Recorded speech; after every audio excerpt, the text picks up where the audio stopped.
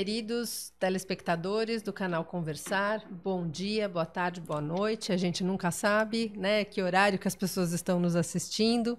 Nós estamos gravando hoje uma conversa muito especial para o canal com o embaixador Fausto Godoy. E aqui ao meu lado, Luiz Gorenstein, amigo também do Zé Márcio Rego, que hoje nos deu essa nobre incumbência de fazer essa entrevista. Fausto, eu vou pedir para você nos contar um pouco alguns detalhes, mas antes, só para o nosso telespectador e nossa telespectadora terem uma breve noção da sua carreira, que eu acho que é uma das mais belas do campo diplomático no Brasil. Eu vou só destacar alguns aspectos, né? Você ingressou na carreira diplomática em 1976. Passou pela Aladi, em 76, OEA, em 76, depois vai para Bruxelas, em 78, Buenos Aires, onde depois eu queria que você contasse um pouquinho da questão da Guerra das Malvinas, isso foi em 80. Depois teve um grande despertar, como você também vai nos contar, quando teve em Nova Delhi, em 84. Aí vem para a Divisão de Energia e Recursos Minerais, né, do Ministério, em 87. Foi assessor de Subsecretaria de Assuntos Econômicos e Comerciais em 88. Depois, assessor de gabinete do Ministério de Economia, Fazenda e Planejamento em 90. Chefe da Divisão Cultural do Ministério, retorna ao Ministério em 91, aí serve na Embaixada do Brasil em Washington em 92, um período histórico muito importante, e, diferentemente de muitos que seguem a carreira diplomática, você resolveu dar uma guinada muito especial, que aí depois, né, nós vamos contar aqui para a nossa audiência, mas entra a sua paixão, aí você mergulha, faz um mergulho na Ásia, que começa em 94, em Pequim, na China, que vai ser uma das nossas principais pautas de hoje, falar sobre a China. Em 99, você faz um intervalo cultural aqui, vamos dizer assim, né? Coordenando o itinerário internacional da Mostra do Redescobrimento, que foi a celebração do nosso 5º centenário do descobrimento do Brasil em 99, que só essa pauta, a gente vai convidá-lo novamente para a gente falar só dessas questões das artes. Foi ministro conselheiro da Embaixada do Brasil em Tóquio, no Japão, em 2001, e chefia uma delegação brasileira da Conferência sobre a Reconstrução do Afeganistão em Tóquio em 2002. Embaixador no Paquistão em 2004. Do Afeganistão em 2005. Vai para Hanoi, no Vietnã, em 2007. Depois volta para Tóquio, Japão, em 2008. Fica como chefe interino do nosso escritório comercial em Taipei, em Taiwan, e Taiwan também já aqui nós temos muito o que falar sobre Taiwan, né? Essa grande polêmica que, pela visão com os óculos do Oriente, não tem polêmica nenhuma, né? Cônsul-geral do Brasil em Mumbai, na Índia, em 2009. Depois, fica encarregado da Embaixada do Brasil em Bagdá, mas que fica sediada em Amman, na Jordânia, em 2011. Vai para Dhaka, em Bangladesh, em 2012. Astana, no Cazaquistão, em 2013. E Yangon, Myanmar, 2014. Ou seja, nós temos certeza que talvez não exista nenhum brasileiro que conheça tanto a Ásia como Fausto Godoy. Fausto, muito obrigada pela sua vinda aqui. E, por favor, nos conte um pouquinho de onde veio esse despertar para essa carreira diplomática. Muito obrigado. Olha, parece maluquice tudo isso, né? Uma carreira dessa, um currículo desse, é um currículo muito estranho, para dizer no mínimo. Mas é uma história de vida que começou em Bauru. Papai, numa família bem nascido, papai tinha cartório. O cartório de Bauru de registro civil tinha sido do meu avô. Falei que era o cartório, não é bem assim, tecnicamente não é isso, mas realmente, na realidade, era isso. O dono do cartório, o escrivão era o dono do cartório. Papai, meu avô tinha cartório, passou para o meu pai, que queria passar para mim. E tudo que eu não queria é ser mais um presidente do Rotary em Bauru e andar a cavalo na hípica. Eu achei que isso não era o meu perfil de vida, não era minha fantasia de viver. Então, eu comecei desde criança sentindo toda essa recusa que eu tinha de seguir essa vida já pré-traçada de uma maneira tão clara e tão quase que inevitável. E eu comecei a pensar, não é isso que eu quero. Então, eu comecei a pensar numa alternativa. Eu fiz a faculdade de Direito em Bauru, evidentemente, aliás, uma boa faculdade, por causa do cartório. O papai me falou, você faz a faculdade aqui, não sai de Bauru, pega o cartório e vai em frente. Eu falei assim, não é isso que eu quero. Então, eu comecei a elocubrar, então, para onde que eu vou? O que que eu posso fazer? Olha, diplomacia. Diplomacia é uma profissão honrosa, tão honrosa quanto um escrivão de cartório, mas que me leva bem longe disso tudo, me tira daqui. Então, o que era uma fantasia, ou quase que um escapismo, para dizer a verdade, para não assumir um destino que já era quase que inelutável, então eu fiz diplomacia. Aí comecei a negociar com meu pai, o fato de eu fazer, então, como alternativa. No início teve muita resistência, tanto da parte dele como da parte da minha mãe, mas eu consegui convencê-los de que me dessem essa chance, que se eu conseguisse entrar na diplomacia, então que eu seguiria pela carreira diplomática e o cartório seguiria seu caminho. Até para contextualizar, nós devíamos estar ali, o quê? Na década de 1950, chegando em 60, não é isso? Não, isso aconteceu, eu fui para a França em 1969. Então, isso eu estou dizendo na década de 60. Eu me formei na faculdade de Bauru em 64. Então, nós estamos falando da década de 60, 64. 64 é quando eu entrei na faculdade. E 68 é quando eu me formei e fui embora. Então, é nesse momento que eu resolvi. Eram momentos muito difíceis, muito específicos no Brasil. Eu estou falando de 64 e 68. Então, é um momento político muito importante. Na Escola Rio Branco, você fez Escola Rio Branco? Não, aí é outra história. É o seguinte, quando eu fui prestar o concurso do Itamaraty, na década de 60, o governo brasileiro estava abrindo muitas embaixadas em países africanos e asiáticos, e não tinha suficiente quantidade de diplomatas que pudessem servir. Então, durante 2 vezes, em 75 e 76, foram feitos os que chamamos de o concurso direto. O que é? Os aprovados não entrariam, não fariam o Rio Branco. A prova que eu fiz de entrada no Itamaraty foi a prova a nível de final de Rio Branco. Foi talvez o pior momento da minha vida. Foram 6 meses trágicos, em que em 6 meses eu fiz 14 provas eliminatórias, a maioria delas. Foi muito difícil. Foi um grande... Eu dizia até para os meus colegas que estavam tão debilitados quanto eu dizia para eles, olha, aqui é essa prova de resistência de saúde, não é nem de conhecimento, porque uma semana a prova era de direito administrativo, na próxima era de economia, a outra era de história do Brasil, história geral, eram 12 matérias. Isso foi tudo no governo Geisel, com o embaixador Azeredo Silveira no Ministério? Exatamente. O melhor momento, a meu ver, da diplomacia brasileira no século XX. O Azeredo da Silveira, o embaixador Azeredo da Silveira, para mim foi o maior ministro das Relações Exteriores que nós tivemos. Se a gente pode entrar nisso aqui, por que ele foi, a meu ver, o maior ministro das Relações Exteriores?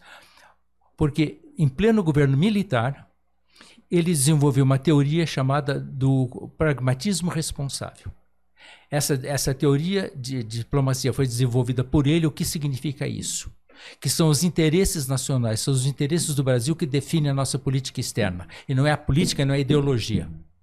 Então, para ele, em pleno governo militar, ele convenceu o presidente Geisel, que tinha servido numa distância militar e gostava muito de política externa, diga-se de passagem.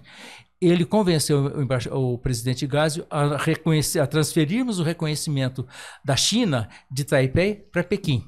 E fomos o primeiro governo no mundo a reconhecer o governo de Agostinho Neto, comunista, na Angola. Por quê? Pequim, por razões óbvias, quer dizer, a dimensão geográfica específica, econômica e política de Pequim, comparada com Taiwan, já não precisa nem se explicar. E com relação a Angola, por quê? Porque as empresas de petróleo brasileiras estavam, nesse momento, todas prospectando lá. Então, convinha à diplomacia brasileira reconhecer um governo que era inelutável. Então, por que eu vou fazer frente e prejudicar as empresas brasileiras quando já é um fato consumado?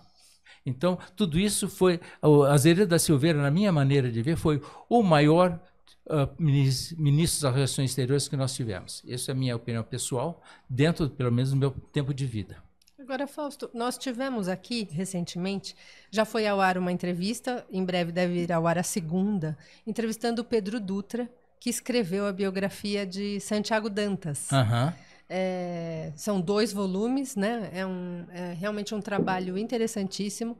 E como eu conheci um pouco o Santiago por conta desse trabalho, você acha que o Santiago teve um papel importante para preparar esse terreno, para organizar a casa para que depois fosse possível? Não, aí acho que a gente vai entrar numa história muito comprida. Tá. Não, começa com Jango, começa com Sim. todo esse momento histórico no Brasil. Quer dizer, com o momento, com esse choque, que foi o choque de um governo de esquerda, que era o governo do Jango, com a resistência da sociedade, aliás, muito parecido com o que está acontecendo hoje, né? Com a resistência da sociedade a esse mundo que estava chegando. Então, Santiago Dantas, que foi o alter ego quase político, diplomático desse momento, não só do Jango, mas desse momento, ele trouxe a filosofia política. A política dele era muito parecida, você tem toda a razão, com a do Azeredo da Silveira, que é a questão... Pomos a ideologia de lado, não é que esqueçamos a ideologia, não vamos nos alienar, não vamos manter a nossa medula política, a nossa medula econômica, mas vamos então ver outras realidades e vamos conviver nesse mundo que existe. Era um mundo de realidades que a gente não podia fechar. Então, eu acho que sim, você, de uma certa maneira, sim, mas talvez, aí eu não posso dizer porque eu não convivi nesse momento, talvez o Azeredo da Silveira, que já então era jovem diplomata nesse momento, talvez tivesse bebido muito nessa fonte, né? Sim. Eu imagino que sim, claro. Né? Por tudo que o Pedro claro. nos contou e a claro. documentação toda que ele levantou no livro. São mais de 1000 páginas, claro. somando. Claro. Né? É muita vida, né? Mas você estava nos contando, então, desse período, e você fez os seus doutorado em Direito Internacional na França. Você passou primeiro um período na França, né? Então vamos voltar um pouquinho atrás. Então, nessa minha vontade de escapar do meu destino manifesto, eu negociei com o papai, entrar no Itamaraty. No Itamaraty, o concurso do Itamaraty naquela época, o francês era a língua eliminatória. E fatalmente eu não seria aprovado, porque o meu francês era inexistente, totalmente inexistente. Acho que não dizia nem merci em francês. Tinha bom inglês, porque eu tinha sido exchange student nos Estados Unidos, no American Field Service, quando eu tinha 16 anos. Então, meu inglês estava bem, que eram as 2 línguas eliminatórias, era francês e inglês. E o meu francês era inexistente. Então, o papai falou assim, olha, eu te mando para Paris por 6 meses, você aprende lá o suficiente para fazer o concurso, volta e faz o concurso. Esses 6 meses viraram 6 anos. Eles viraram 6 anos porque cheguei lá, a caipira de Bauru, me deslumbrei com o mundo que estava se descortinando na minha frente. E também, nesse momento, eu sentia lá os eflúvios extremamente negativos que chegavam a Paris do que estava acontecendo no Brasil. Uma vez, para dizer uma coisa para vocês, quando eu estudava na Universidade de Paris, quando eu estava estudando Direito na Universidade de Paris, doutorado, eu ia para a biblioteca da universidade e na porta da universidade, da biblioteca, estava escrito assim, Brasil campeão du monde, por causa do futebol, sim. Brasil campeão da torture. Campeão do mundo e campeão da tortura. Essa é uma questão que fica muito clara no filme, que virou um grande acontecimento, que bom, né? Aí eu quero ver, ainda não consegui. Ainda estou aqui, ainda não consegui. Né, do Walter Salles, em cima do livro do filho, do Rubens Paiva, né, Marcelo Rubens Paiva, fica muito claro isso, que as informações não chegavam para os brasileiros no Brasil.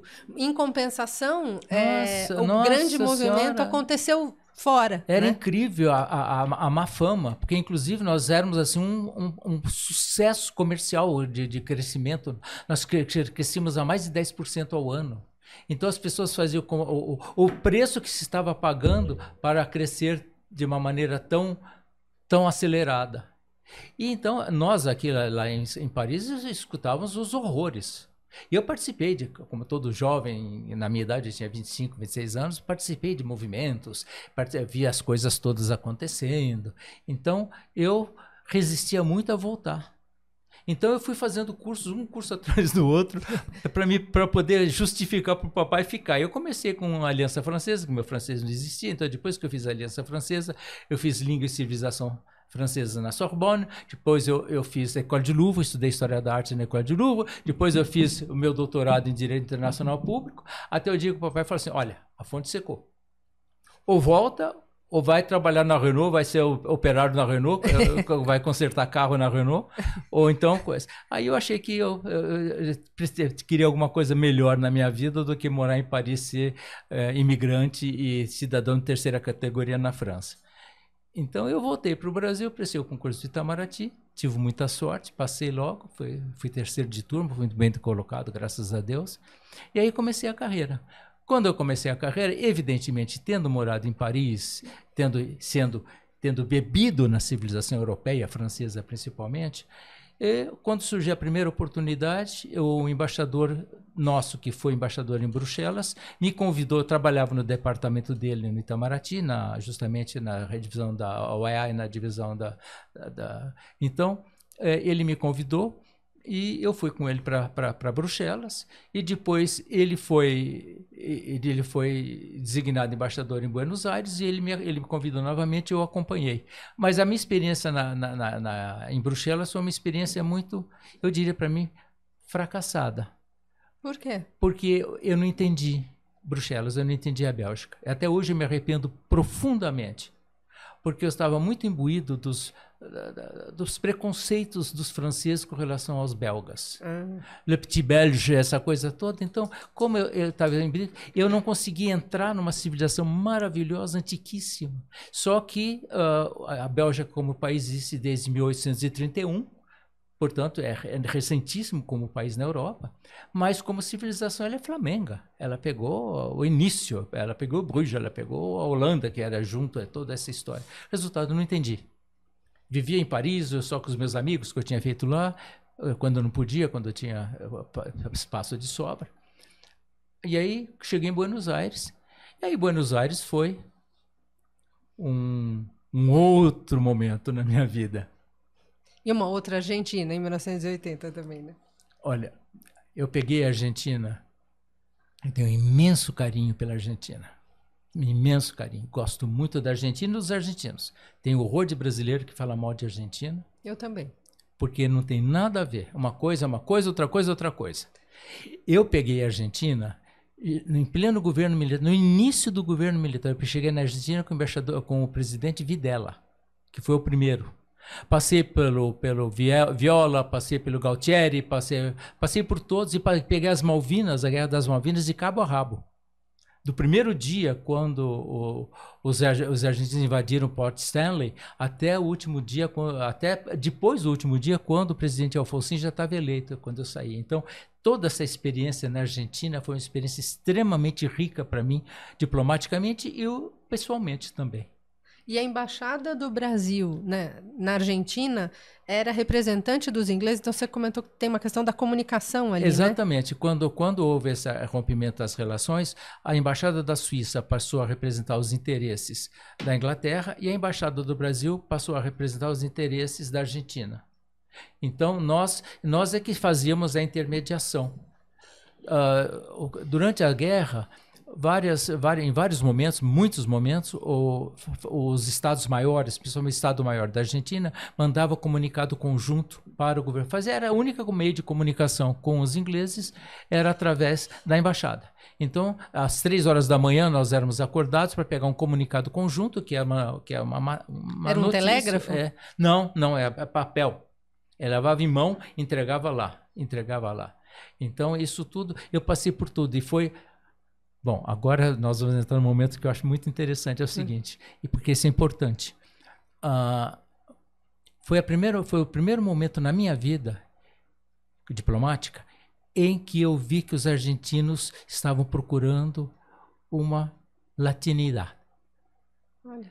Os argentinos, quando eu morava em Buenos Aires, eu cheguei lá, esses 3 anos, eu fiquei quase 3 anos e meio.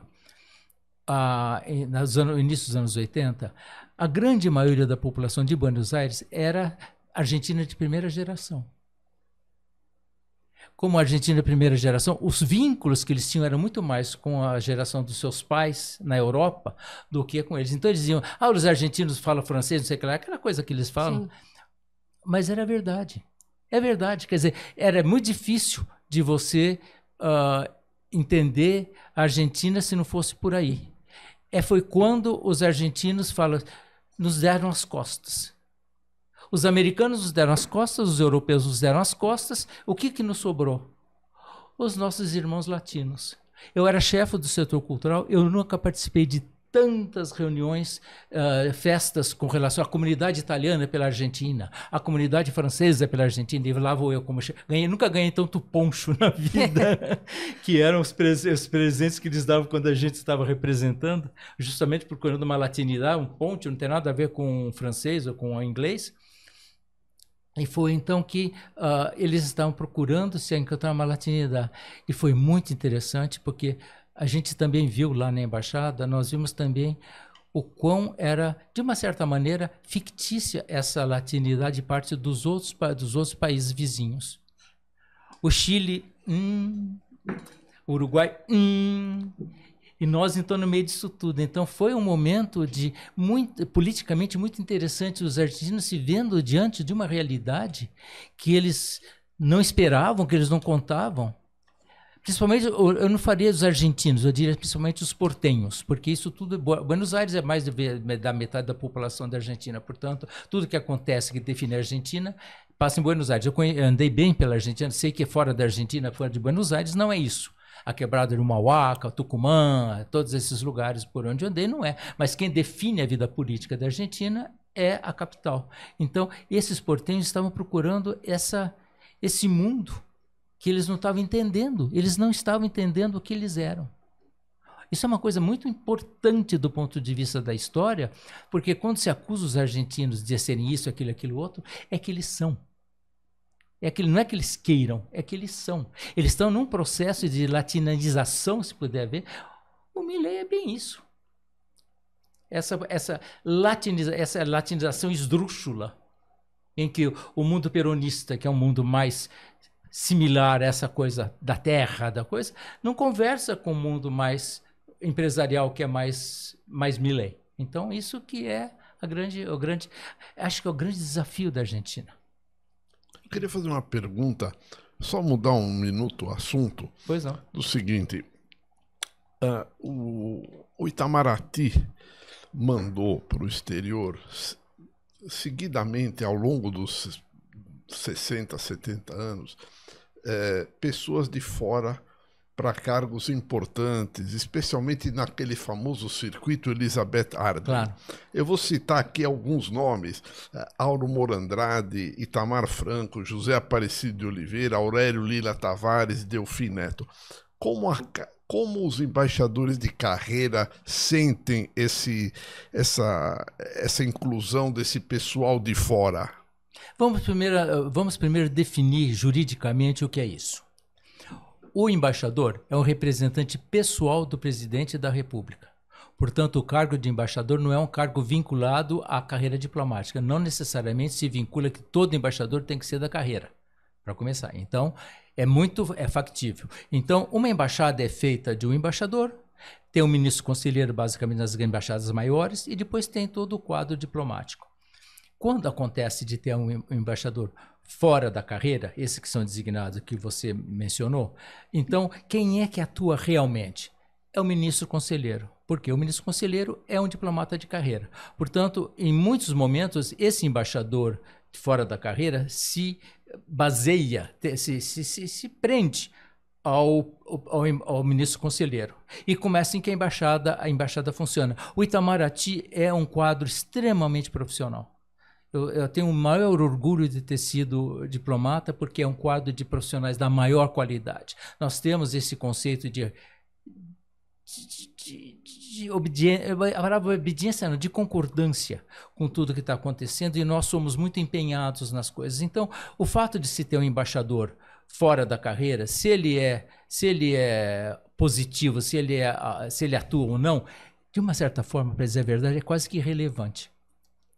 Enquanto que o embaixador pode ser fundamental, como a maioria dos embaixadores de carreira são, no caso de um embaixador fora da carreira, quem fala é o conjunto, basicamente o ministro conselheiro. Portanto, para nós não funciona bem a embaixada no momento que ela tem um embaixador fora da carreira. Não funciona bem porque choca com toda a sistemática normal do serviço público. Mas não chega a impedir o desempenho da embaixada. Em alguns embaixadores fora da carreira tiveram um papel preponderante.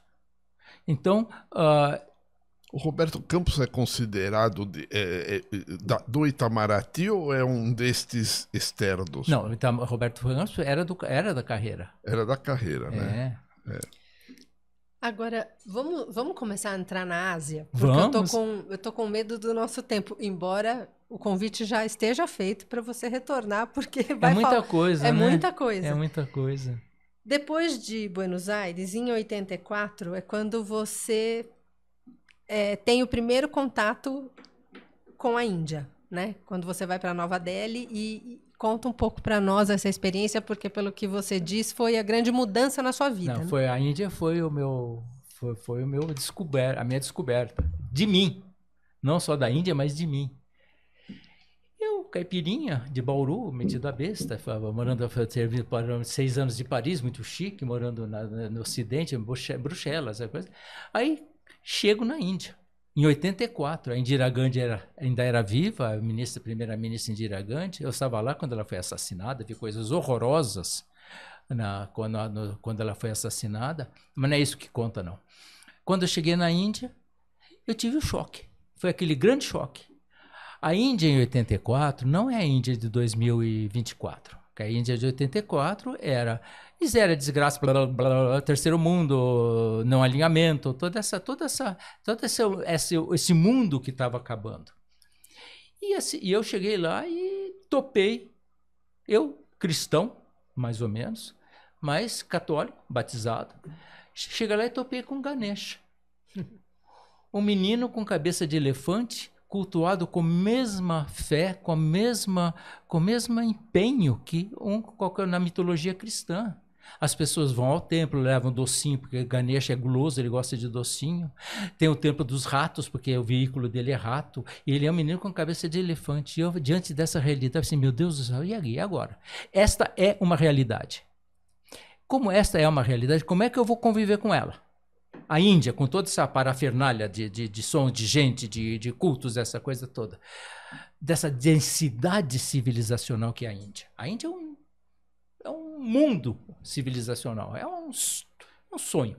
Bom, aí assim, como é que eu vou conviver com isso? Vou me trancar e falar assim, olha, imagina que só tem miséria, só tem desgraça, eles gostam de tempo de rato. Vou me juntar aos meus colegas europeus para falar mal, porque a diplomata gosta de falar mal do país onde está. Está em Paris, está cheio de francês, está nos Estados Unidos, os americanos são idiotas. Essa é a fantasia europeia, diplomática. Assim, não, eu estou diante de uma coisa tão importante que eu não posso me dar ao luxo de renegar.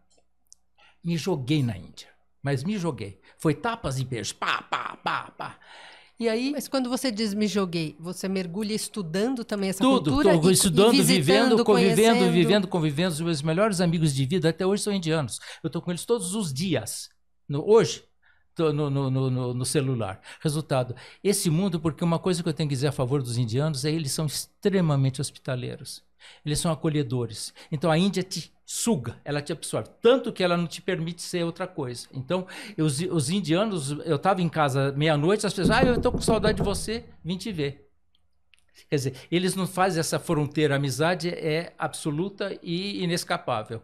Mas isso para mim foi uma maravilha. Eu tive um grande privilégio, que eu, quando estava lá, era professor na Nehru University, que é a melhor universidade de pós-graduação da Índia, um brasileiro, um diplomata brasileiro que já tinha sido aposentado pelo AI-5.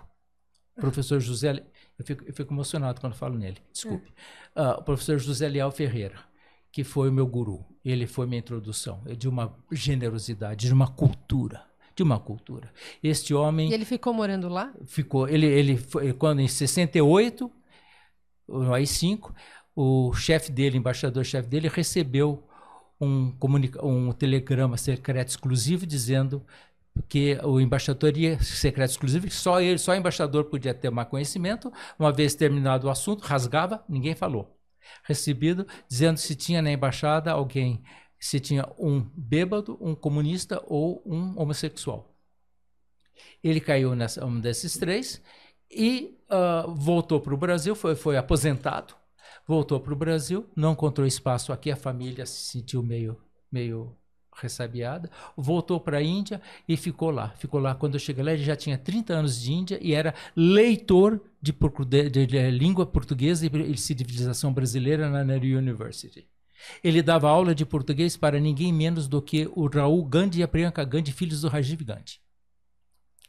Nesse momento, a embaixada, quando precisava de alguma coisa, a Indira era viva, a mãe do Rajiv, ele fala assim: Leal, por favor, vê se você acha uma entrevista para mim. Esse homem que levou esse tapa na cara era dessa generosidade. Eu tive essa imensa sorte. E o brasileiro não sabe dessas histórias. Nada, claro. Não, e não é isso. Ele me pegou pela mão e me levou pela Índia toda. Eu fui para ele para Trivandrum, eu andei com ele pela Índia fora. E me explicando, me traduzindo a Índia. Isso, de um olhar de um brasileiro, portanto, não é o olhar local, acompanhado de toda a reinterpretação dos indianos, dos meus amigos, eu fiquei é por aí. Sim. Sabe? A Índia, Paris, Índia, o que você explica que ela tem coisas extraordinárias de desenvolvimento, contrastando com uma miséria exagerada, quer dizer, um contraste parecido com aqui, talvez? É exatamente isso. Eu ia dizer para você, já me deu a resposta. O contraste é parecido com aqui. Quer dizer, tem de tudo. Se a gente entrar nessa, a gente não vai sair nem depois da manhã, para a questão do zero.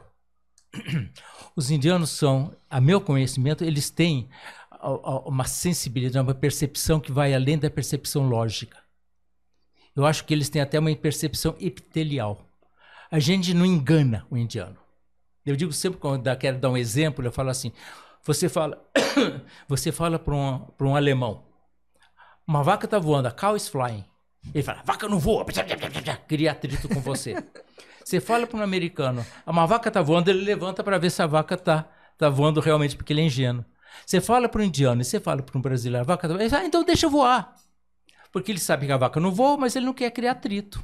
Essa inteligência emocional, que é a coisa mais fundamental numa civilização, os indianos têm. Então, foi essa inteligência emocional que me fez entender coisas que eu, às vezes, eu não entendia psiquicamente, não entendia realmente na realidade, mas estava entendendo lá dentro. Isso é a Índia. Então, para desvendar isso, é todo um catálogo. E quando a gente se imerge, se joga nisso, é viagem sem fim.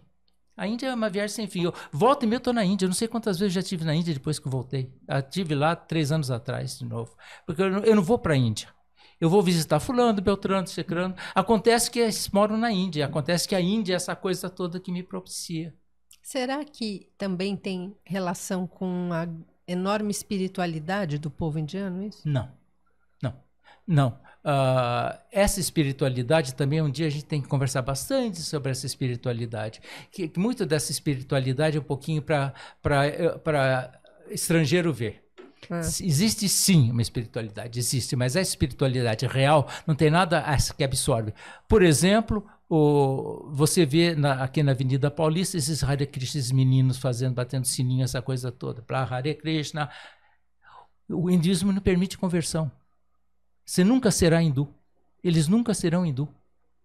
Porque para você ser hindu, você tem que ter o karma e o dharma. Você tem que ter tido uma vida anterior que te trouxe a essa encarnação. Porque você começa com uma ameba, depois vira planta, depois vira vaca, depois vira gente. E aí, da escala humana, você vai subindo.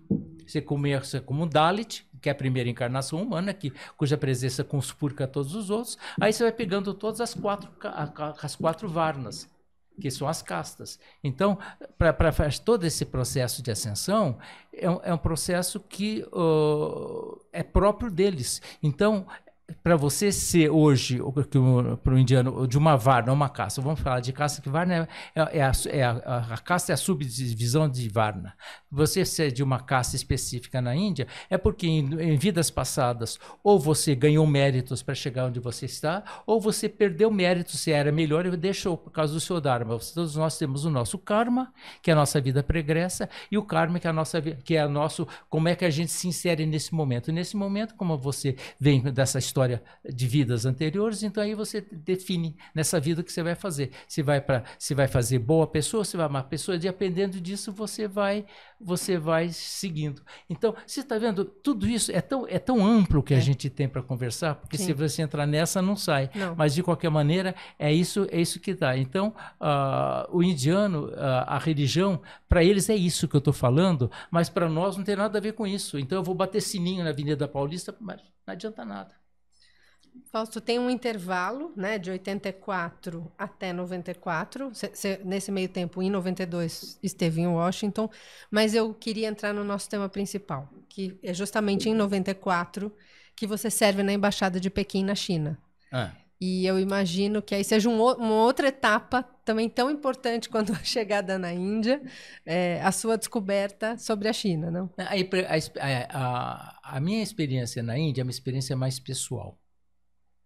A minha experiência na China é mais uma experiência profissional e intelectual.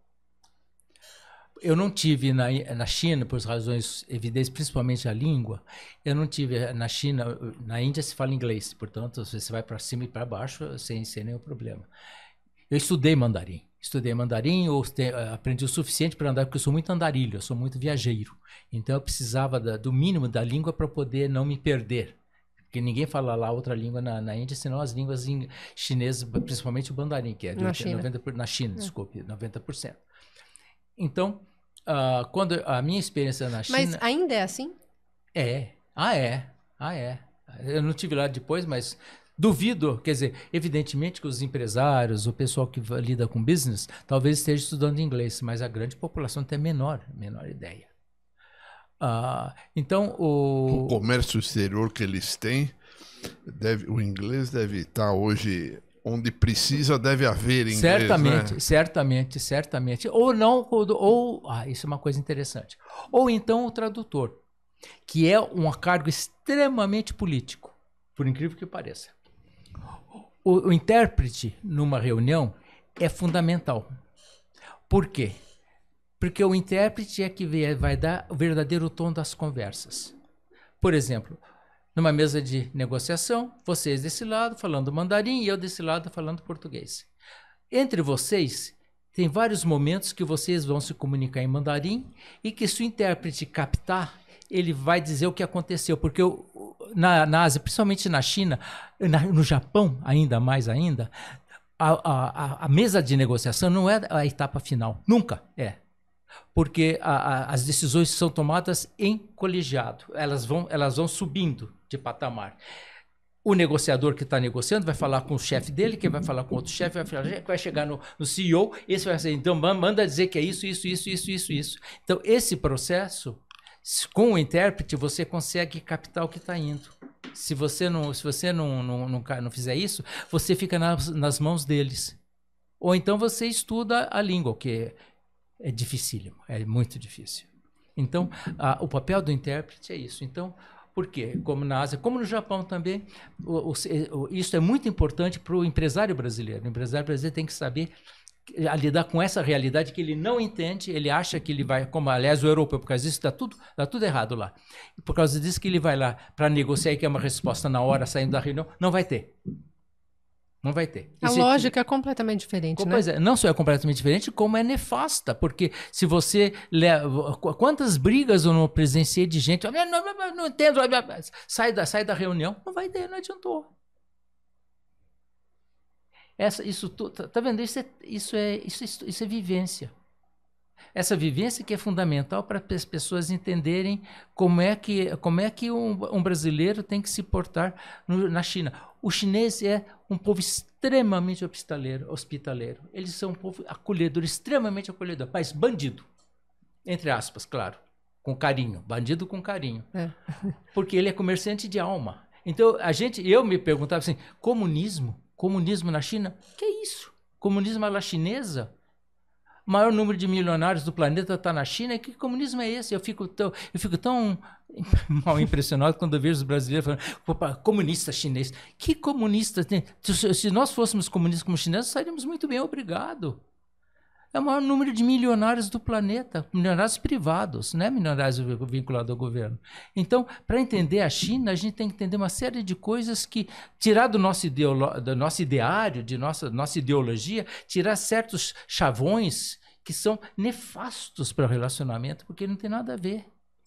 Acho que agora seria ótimo se você pudesse explicar para quem está nos assistindo essa questão do mandato do céu. Essa é uma coisa muito interessante. É o seguinte: primeiro vamos entender o que é China.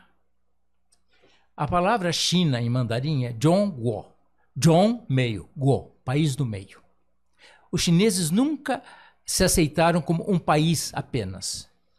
Até porque no início da China não existia fronteiras, não existia país, existiam impérios. É diferente. Império avança e retrocede. O país cria fronteiras. Isso é o mundo... como é que chama?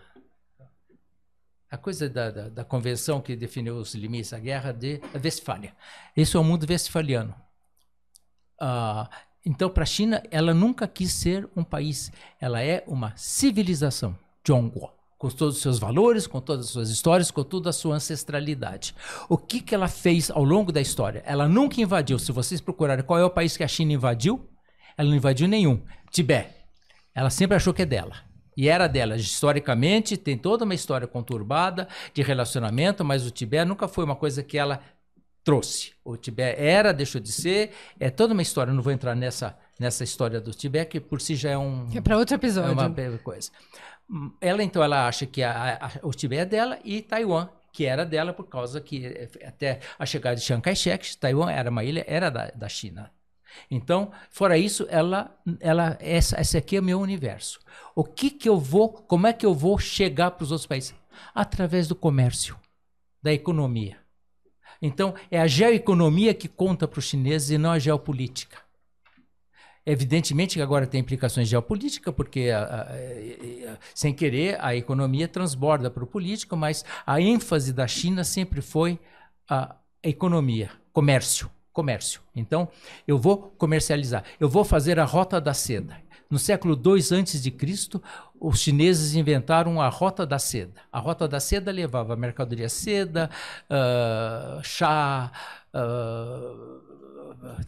toda a série de coisas para porcelana, tudo isso ia para a Europa. Como é que eles faziam? Tinha duas rotas da seda. A que saía de Xi'an e vai pela Ásia Central, pelo deserto, e chegava até Istambul, Constantinopla. E a outra que pegava por mar, fazia o Oceano Índico, e ia pela África e chegava até Veneza.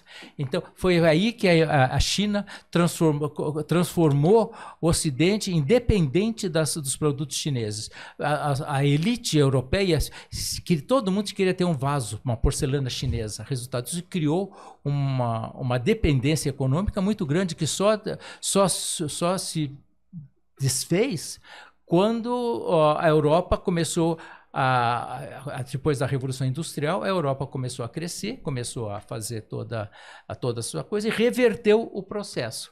Então, a China, que foi desde o século II até o século XIX, era a maior economia do mundo, passou a ser invadida, entre aspas, pelos ingleses, principalmente pela Companhia das Índias Orientais, tanto dos holandeses, quanto os portugueses em Macau, quanto os ingleses por ali. Resultado, então, esse era o perfil da China do século XIX.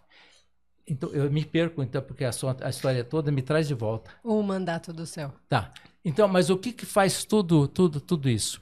Exatamente isso. O que é a civilização chinesa? Então, como eu sou uma entidade em mim mesmo, eu preciso de governante. Todo mundo tem que ter um governante. Tem que ter um líder. Um país sem líder, uma sociedade sem líder não existe. Ou então ela existe em caos. Então, desde o início, eu estou falando desde dos tempos antepassados da China, estou falando da dinastia Zhou, da dinastia Han, estou falando de todas essas dinastias que precederam. Durante a dinastia Zhou, que é do século VI a.C., apareceu na China o grande filósofo político da China, que foi o Confúcio. O confucionismo invadiu a China. O que é confucionismo, trocando em miúdos e miúdos, simplificando ao máximo, tá? Confucionismo é a maneira pela qual o indivíduo se insere na sociedade. Para nós, no Ocidente, nós criamos os direitos individuais. Declaração dos Direitos do Homem da Liberação Francesa, a Declaração de Independência dos Estados Unidos, all men are created equal, babá. Tá. Isto é o conceito ocidental do ser humano, a exceção do ser humano na sociedade. É eu e você, a minha fraterna. Eu vou até aqui, então, a partir daqui é você. Então, você não vem para cá que eu não vou para aí. O confucionismo não. O confucionismo é o oposto. O bom cidadão, para Confúcio, está nos Analectos, que é o livro que ele escreveram por ele nunca escreveu, mas os discípulos dele escreveram. O bom cidadão é aquele que obedece a seus pais, que obedece à sua sociedade. É o bom cidadão no sentido de trabalho, de serviço. Então, o ser humano no confucionismo e na China só se realiza enquanto ser social e não enquanto indivíduo inserido na sociedade. Essa que é a grande diferença. Então, daí vem o conceito do mandato do céu. Então, como é que uma sociedade pode se servir desses valores para poder funcionar? Então, eu elejo um líder. Uma tribo chega ao poder, vira um império, essa coisa toda. O imperador assume o poder, ele vai indo até um determinado momento, aí ele não cumpre mais o mandato do céu. O que é o mandato do céu? Então, a sociedade delega a este mandatário o direito de fazer por ela o que ela acha que é melhor para ela. Então, faça de mim, para mim, o que eu imagino que seja bom. Então, eu te dou o meu mandato. O mandato do céu é isso. O céu, que é o grande ser, é o grande ente mundial de tudo. Então, o céu delega para o imperador o direito de mandar. Só que, e é sempre assim, esse direito não é um direito exclusivo e único. Ele é submetido à vontade do povo. Então, o imperador assume o poder, ele vai fazendo, ele recebe o mandato, ele vai desenvolvendo os seus trabalhos, o seu poder, até o momento que ele não dá mais certo. Então, a população tira ele do poder. Ele cai. Aí começa outra. Foi assim em todas as dinastias da China, a dinastia Han, a dinastia Ming, a dinastia Qin, todas as dinastias elas começam assim, alguém chega ao poder, ele vai. Então é entregado o poder. Então isso é que é o mandato do céu. E é isso, em última instância, é uma coisa que eu vou falar que é complicadíssima, mas se vocês vão entender, é isso que justifica para os chineses o mandato do Partido Comunista. Então não é uma ditadura, ele foi escolhido pela população para aí é que está o negócio. Agora, você é confucionista, então no confucionismo você entende isso. Agora, se você está no centro, não, isso é ditadura. É uma ditadura, talvez uma ditadura consentida? Então, isso tudo, está vendo? Olha, uma coisa é a experiência de campo e a outra coisa é a leitura de jornal, essa coisa toda. A experiência de campo traz isso tudo. Eu vi isso. Eu senti quando eu estava lá, e na embaixada em Pequim, Eu conversava muito com os meus colegas da Academia de Ciências da China, e eles todos me explicavam isso tudo. Inclusive falavam, olha, nós ainda somos um país de desenvolvimento, nós ainda somos muito pobres, nós já estamos chegando lá. Todos esses conceitos que a gente está falando pode se desdobrar em milhões de subconceitos, né? Mas, grosso modo, é isso que faz a cabeça do chinês. Então, o chinês ainda acredita no seu Partido Comunista, a grande maioria. Claro que tem resistência, claro que tem gente que não concorda, claro que tem dissensão, mas para um país como o partido se manter até hoje, 1 bilhão e 400 milhões de pessoas... Os Estados Unidos, a China entrou na OMC, sim, mas com uma certa oposição de alguns economistas liberais, porque não consideram uma economia de mercado. Esse é que é o problema. O grande problema é que a China entrou como um país em desenvolvimento. E a OMC dá várias regalias, entre aspas, para várias qualificações para os partidos em desenvolvimento. E a maioria das pessoas acha que a China já não é mais um país em desenvolvimento, que é um país desenvolvido e que não pode se beneficiar de todas aquelas de todos os benefícios que a OMC dá. Então, a conversa é outra, o papo é outro. Entendi. O senhor acha que hoje, na imprensa, em colunas sociais, se indica que o embaixador de fato, o ministro das Relações Exteriores de fato do Brasil seria o Celso Amorim?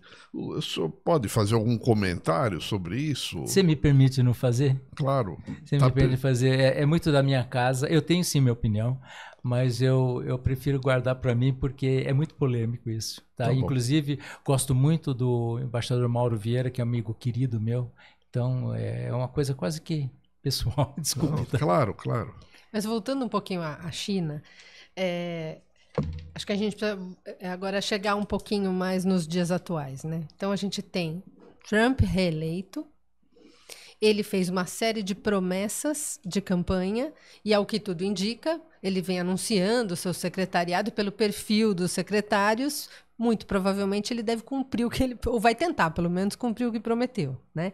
Paralelamente, a gente tem o crescimento da China, a nova Rota da Seda e, até pelo que eu andei lendo, me corrija, por favor, se eu estiver errada, mas esse novo porto de Xangai, no Peru, que estão brincando que é Xangai e Xangai, né? É um investimento de 3,6 bilhões de dólares, com 60% do capital da empresa chinesa que chama COSCO Shipping e 40% da Vulcan do Peru. A China praticamente consegue fazer toda a rota de comercialização de produtos, agora pegando todo o sul global, né? É isso? É brilhante, a política externa chinesa é brilhante. Não, o que acontece? Nós estamos sentindo o Ocidente em conflito. Guerra da Ucrânia, a Palestina, que de uma certa maneira está envolvendo a OTAN, que é, portanto, o Ocidente, e deixou espaço, essa coisa arada toda que está acontecendo, deixou espaço para a China. A China, através da nova Rota da Seda e também através do BRICS e de todos os acordos que ela está fazendo com os outros países, ela está desenvolvendo toda uma malha, principalmente de investimentos em setores muito específicos que são parte da nova China. O que eu quero dizer com isso é o seguinte: a China atualmente tem dois grandes vetores que ela fez. Primeiro é a nova Rota da Seda e segundo é o plano China Made in China 2025. O plano Made in China 2025 substitui tudo o que a China estava fazendo. Foi um plano feito no Congresso do Partido Comunista de 2015, que definiu 10 setores de tecnologia de ponta sobre o qual todo o desenvolvimento da China vai se basear. Estradas inteligentes, o repertório é muito grande, mas todos eles têm segmentos de ponta. Infraestrutura, tecnologia? Não, mais do que isso. Por exemplo... Eu não vou lembrar de todos assim, tá tudo na minha cabeça, mas não sai. Daqui a pouco vem. Veja, isso, por favor. Esses 10 segmentos. Então, a China vai dar um pulo tecnológico. A China está dizendo adeus a 25 de março. Ela está dizendo adeus à Avenida Paulista. Ela não quer mais fabricar produtos baratos de coisa e qualidade. Ela quer focar agora todo o crescimento dela através desses 10 setores de ponta. Aviação, são todos os setores. Bom, nesse setor, nisso tudo, ela está empenhando uma mudança de coisa. E como é que ela está fazendo isso? Através da Rota da Seda. Por quê? A nova Rota da Seda ela não vai levar mais porcelana, ela vai levar todos esses 10 segmentos de tecnologia que ela está entrando no mundo. Já ouviu falar de BYD? Então, carro elétrico. Já falou de G5? Resultado. Tudo isso faz parte dessa nova China, dessa nova coisa que foi desenvolvida nesse projeto Made in China 2025. Esse perfil da China é o perfil da China que está chegando. Só que nós ainda não entendemos ainda o que é essa China. Então achamos que a China é comunista, quando ela está se lixando. Então, ela quer mesmo, é isso. E através da Rota da Seda, ela está indo. Então, ela já foi. Ela pegou toda a Ásia Central, já está em investimentos maravilhosos, porque ela tem um superávit comercial enorme com todo mundo. Então, ela emprega isso tudo. E ela já chegou na África, está permeando a África, está andando pela África fora. E agora, a última fronteira que faltava era a América Latina, América do Sul, principalmente. Por que América do Sul? Comida. E os minérios também? Minérios também, mas principalmente comida. Por quê? A China tem... Mais de 1 bilhão de população, ela tem que alimentar, 1 bilhão, né? Não é só isso. Olhe para a geografia da China. Se você olhar para a geografia da China, 2/3 da China são ou deserto ou montanha. Então, 1 bilhão e 400 milhões de pessoas não tem área agricultável. Então, ela precisa desesperadamente da agricultura da comida, soja. O Brasil está... A relação Brasil e China, você acha que tem sido bem conduzida pelo Itamaraty? Vamos falar num período de 30 anos, porque senão vai achar que é o período do PT, ou o período do Fernando Henrique, ou do Collor, etc. Assim, o Brasil está conduzindo bem a relação com a China? A nossa diplomacia é das mais profissionais do mundo. Teve um hiato só, né? Teve um hiato ali que tentaram... Teve um hiato no topo, mas nunca Itamaraty. Nunca na base. Nunca. Não conseguiram quebrar a instituição. Tanto que foi embora, não aconteceu nada. Não aconteceu nada. Nós temos uma solidez na nossa diplomacia que é uma coisa exemplar. Mas o Brasil está explorando, está se beneficiando do protagonismo da China? Depende do que quer dizer protagonismo da China. Nós sabemos, o Itamaraty conhece a importância da China, conhece os pontos positivos e os pontos negativos. Mas sabemos que 40% do nosso comércio está nas mãos dos chineses. Olha, 40% do comércio você não pode dizer, você não pode se meter a besta e coisa e falar que não. Principalmente porque é uma coisa ampla, não é só a agricultura, é uma série de coisas. E os chineses estão investindo muito no Brasil. Eles estão investindo em portos. Onde que os chineses estão investindo no Brasil? Em portos, em rodovias. Por quê? Setor de energia. Chancai. Caminho, a rota para Chancai. O que vai para Chancai? Comida, entre outras coisas. Eu assisti um vídeo hoje de um sistema de instalação de trilho de ferrovia. Eu vi. Impressionante. Eu vi. Você viu as bitolas? A máquina vai colocando e já vai andando. Pois é. BYD. Essa nova China do Made in China 2025. Isto é a China contemporânea. China comunista, esquece. A China contemporânea. E, pelo que eu percebo, ela investe nos países que ela tem parceria comercial. Ela não simplesmente compra produtos, né? Ela faz investimentos. Não, mas eu digo assim, ela faz investimentos que vão beneficiar também aquele país. A BYD. Né?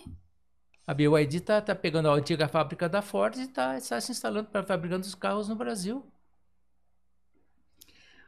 Você fez um texto, acho que essa semana ou semana passada, também sobre um acordo comercial muito importante com o Vietnã, né? Aí é que está o negócio. Eu servi no Vietnã. Eles estão seguindo exatamente para e passo o desenvolvimento da China. Eles têm uma grande população, 42 milhões de habitantes, um espaço muito restrito. Eles estão, então... A China, o que aconteceu? A China, quando ela optou pela essa nova rota da seda, pelo plano Made in China 2025, ela então disse, eu não quero mais fabricar camiseta, eu não quero mais isso. Vão fazer os vietnamitas, vão fazer os bengaleses, vão fazer essa coisa toda. Ela terceirizou, porque a mão de obra no Vietnã é muito mais barata que a mão de obra na China. Então a China já terceiriza para, às vezes põe até chinesamente, malandramente, ela põe aqui, Made in China, sem nenhum problema. É feito no Vietnã, não tem importância, Made in China. Ou então Made in Vietnã. Então ela terceirizou com isso. E o Vietnã, a partir de um determinado momento, também assumiu, através do Doi Moi, que é uma política deles, eles também resolveram brandizar, não sei, abrandar o comunismo marxista. Eles estão na mesma rota dos chineses. No texto eu falo exatamente sobre isso. Então, o Vietnã é a nova China. O Vietnã é a nova China, inclusive numa coisa que é profundamente, eu diria, preocupante para a maioria das pessoas aqui desse lado, que é o RCEP, que é a Regional Economic Cooperation Organization, que é uma organização que une mercado comum, mercado livre, tarifa comum. China, Japão, os países da ASEAN, Austrália e Nova Zelândia. Vai entrar em vigor daqui a uns anos. Daqui a pouco tempo. Resultado, vai se criar um mercado comum ali. Os principais parceiros comerciais dos asiáticos são eles mesmos. Não é o Ocidente.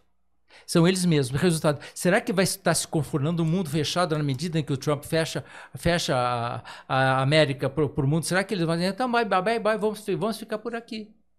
O perigo que está acontecendo, as pessoas não se dão conta da, entre aspas, ameaça que está para todo mundo. Quando eu falo isso, as pessoas dizem, ele é vendido, essa coisa toda.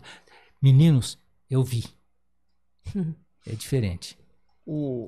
Você acha que, por exemplo, dá um exemplo assim, por alto, cada embaixada tem um adido comercial. Sim. E hoje tem uma estrutura, inclusive da Apex. Isso Sim. causa algum conflito? Sim. E a segunda pergunta é a seguinte, o governo do Lula, talvez o Lula 1, abriu uma série de embaixadas em países periféricos, vamos chamar assim. Você acha que isso foi bom? Porque o que interessa mais para o Brasil? Esses países maiores ou países africanos que ele abriu um monte de embaixadas? Não? Você não acha que isso é muito radicalizar a coisa? Será que não tem espaço para a África? Será que a África também não está se desenvolvendo? Nós não temos ideia do que está acontecendo? Se a população brasileira desconhece, principalmente o empresário brasileiro, desconhece as oportunidades? Gente, a África de hoje não é a mesma coisa, não. Nem a América Latina. Então, eu acho que olhar para a África com esse olhar ultrapassado, com esse olhar passeísta, com esse olhar preconceituoso, é um horror. Existe espaço para todas as embaixadas. Eu acho que qualquer embaixada é importante. Eu, por exemplo, fui embaixador no Afeganistão. Não significa que eu estava presente no Afeganistão. Eu estava lotado em Islamabad e quando eu tinha alguma coisa para fazer, eu pegava o avião da ONU naquela época, ia para Cabul, negociava e voltava. Não tinha despesa de casa, não tinha despesa de funcionário, não tinha despesa de nada, mas as relações estavam se movendo. Existe uma embaixada do Brasil no Afeganistão, existe uma embaixada do Brasil na Coreia do Norte. É importante? Muitíssimo. Muitíssimo. A diplomacia não é feita só de intercâmbio comercial, a diplomacia é feita de tudo, de percepção do mundo. A embaixada da nossa embaixada em Pyongyang é importantíssima. Ela é a única porque o olhar brasileiro é uma coisa. Quando a gente lê os jornais no Brasil, a gente lê o Estadão, a Folha, qualquer um, no final das matérias internacionais, o que está escrito embaixo? NYT e WP. New York Times e Washington Post. Resultado, com a matéria vem o conceito. Você lê uma matéria do Estadão, fala assim, comunismo chinês. Eu, como tendo morado lá, eu fico dando gargalhada. Então, comunismo de milionário. Resultado, então, essa falta de de presença nossa, inclusive diplomática, causa um dano enorme. Nós vimos o mundo pelos olhos do outro, de outro que não quer que nós saiamos dessa sua saia. Nós somos outra coisa, nós somos um país de 200 e tantos milhões de habitantes, nós somos a 5ª maior geografia do mundo. Pelo amor de Deus, pelo amor de Deus. Nós temos que ter medula própria. Essa coisa, não, vamos abrir embaixada onde for necessário. Não necessariamente tem que ter um embaixador, mas cria-se o contato, cria-se o relacionamento. Não necessariamente o interesse imperialista norte-americano é importante. É o nosso interesse também, né, Fausto? Tira o imperialismo, porque o Trump, além do imperialista, ele sabe-se lá o que ele é. Os interesses americanos não são os nossos interesses, não são mesmo. Nós tivemos durante muito tempo baixo nos interesses dele, mas não é. Eles não é. Eu queria te fazer uma pergunta. Foi noticiado há pouco tempo um projeto, foi apresentado o projeto, né? De uma embaixada dos Estados Unidos em Brasília com 9 andares subterrâneos. E o que me causou muita estranheza foi o fato de que ninguém contestou, né? Ninguém questionou, porque não é normal. Ninguém sabe para que vai servir isso também. Mas o que lhe parece uma embaixada com 9 andares subterrâneos? Também não me parece nada, parece uma embaixada com 9 andares. Só isso. Mas então, o que você espera nessa movimentação, com todo esse cenário, China crescendo há décadas, a passos largos, e se desenvolvendo, e agora o novo governo Trump, o Brasil, por já ter essas relações com a China já de longa data, nós seremos, se o Trump de fato, né, fechar o país e fizer essa supertaxação que ele prometeu, nós temos como crescer a nossa negociação aqui no sul global e com a China, e até nós acabamos não falando nem dos BRICS, não vai nem dar tempo, mas de certa forma você acha que nós estamos um pouco, entre aspas, protegidos, vamos dizer assim, pelas nossas relações comerciais com a China? Eu não sei se é questão de falar de proteção. Inclusive, eu acho que o mundo é muito mais amplo que só China, né? Volto àquela coisa do Azeira da Silveira, exatamente do pragmatismo responsável.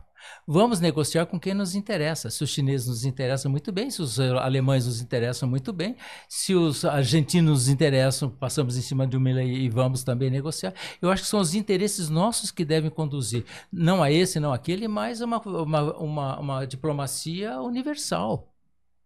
E com a Índia, nós podemos ampliar ainda mais também a nossa relação? O espaço é enorme, o espaço é enorme.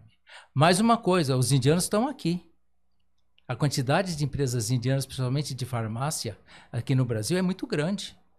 Nós não temos nada, tirando a Marco Polo, que é as carrocerias, tem pouquíssimas empresas brasileiras na Índia. 1 bilhão e 400 milhões de mercado. E quais setores que poderiam... You name it. You name it. Eu vejo muita colaboração na área de ciência e tecnologia, vejo muita colaboração na área de... Os indianos são os principais especialistas no mundo de TI, tecnologia da informação. A TI já é um mundo enorme para a gente. Fausto, nós estamos chegando já na nossa... Infelizmente, encerrando essa primeira conversa, mas eu gostaria de já deixar esse convite para o retorno, porque nós não falamos, que eu acho que vale a pena, pelo menos, contar para os nossos espectadores que, ao longo de toda essa trajetória, você montou uma coleção de são mais de 3.000 peças, né? Que hoje está no Museu Oscar Niemeyer. Não, claro, nem tudo está exposto, mas... São 300 só das 3.000 e poucas. Que estão expostas. É uma exposição permanente, né? É uma ala permanente. É em Curitiba? É, em Curitiba, no museu. Então, se você puder convidar os nossos espectadores... Seria o maior prazer. Eu gostaria de explicar um pouquinho essa coleção, rapidinho. Essa coleção é a minha retribuição para o meu país, pelo privilégio que eu tive de ter nascido onde eu nasci, num país com todas as diferenças sociais, de ter vivido a vida que eu vivi, de ter escolhido a escolha que eu fiz. É a minha maneira de trazer a Ásia para o Brasil. Não se Não se enganem, os amigos que estão nos escutando e nos assistindo, não se enganem. O carro que a gente anda é Toyota, ou é a televisão é Samsung, ou é BYD agora. Isso é Ásia. O que nós sabemos de Ásia é nulamente. Agora, para entender um país, para negociar com um país, a gente tem que ter o mínimo de conhecimento. Essa é a razão da coleção. A coleção foi trazer para o Brasil toda essa civilização. É uma exposição que começa, uma coleção que começa em 4.000 a.C.